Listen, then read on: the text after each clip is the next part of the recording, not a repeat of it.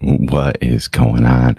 I am Cole. Welcome back to my channel. Sorry, that got a little weird when I started coming in here. I just, for whatever reason, the go live button, when I clicked it, it was just kind of sitting there for like 3 minutes. And it definitely made me think, hey, what's going on? Are you actually going live?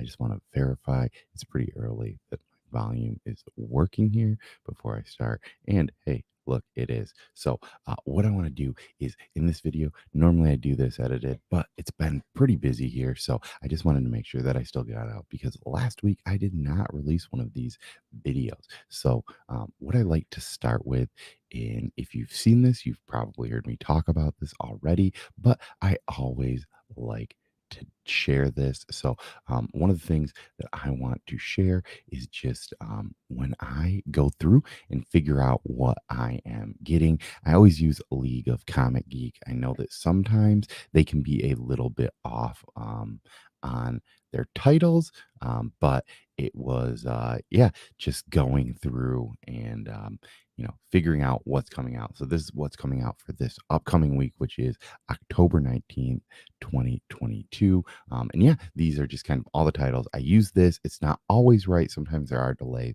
Sometimes with indie titles, they get off. So if I do say something that is off, that is the reason why. Yeah. So last week, Sunday, we went, so for my daughter, we try not to buy her presents for like Christmas and stuff. So we ended up getting her for her birthday.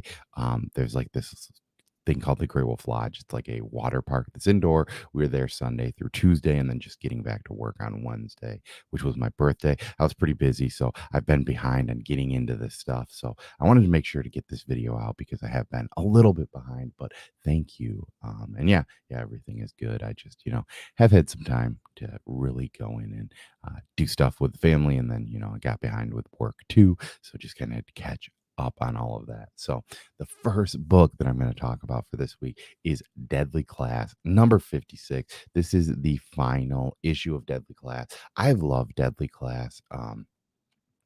It was one of the books that I kind of got back into during pandemic. I read the first volume. Actually, I think it was right before pandemic. I read the first volume, loved it, and then during pandemic, I just checked all the volumes out from my local library, and then I ended up just pulling every issue that came out after that.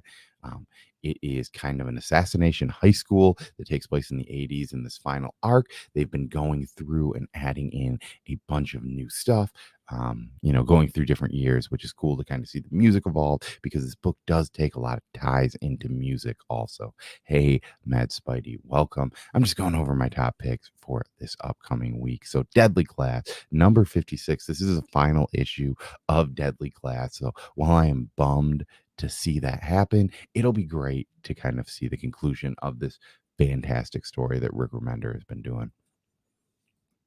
My next book up is going to be Mindset number 2. This is coming from Vault Comics.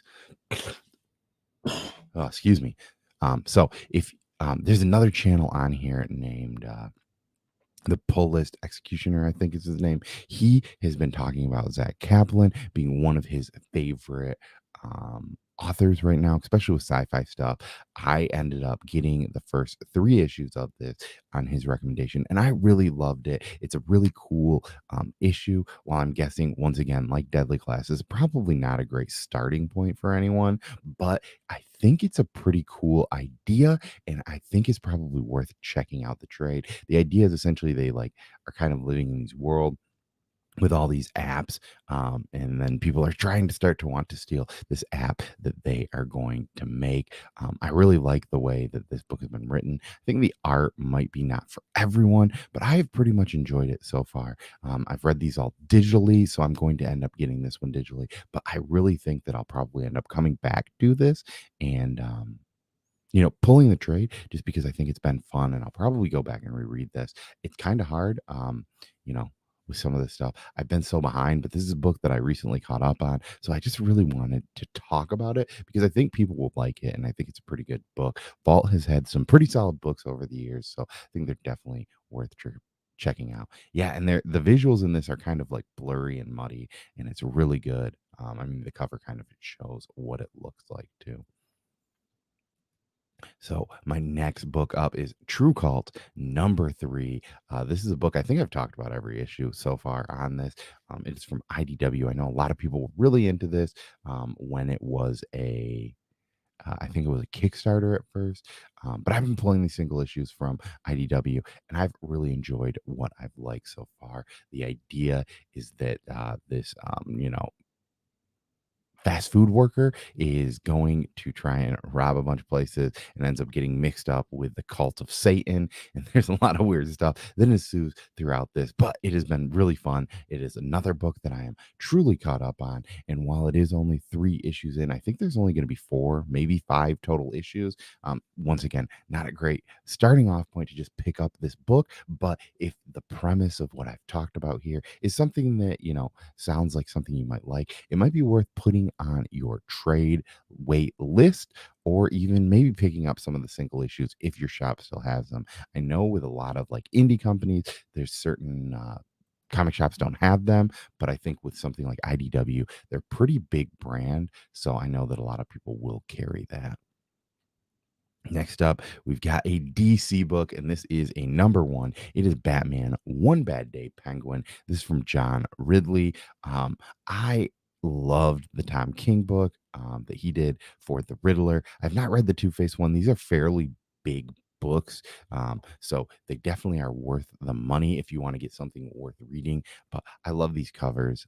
I know John Ridley is kind of one of those authors that can be hit or miss for people, but all of these stories have been so solid so far. So I have to add this one. I kind of was going to say that I was just going to get them all for, whether I like the villain or whether I liked the author. But I think the hard thing is that with most of these Batman villains, you're still going to find somebody that you like. So I'm going to probably end up going back and getting one of those. Yeah, I love this cover too.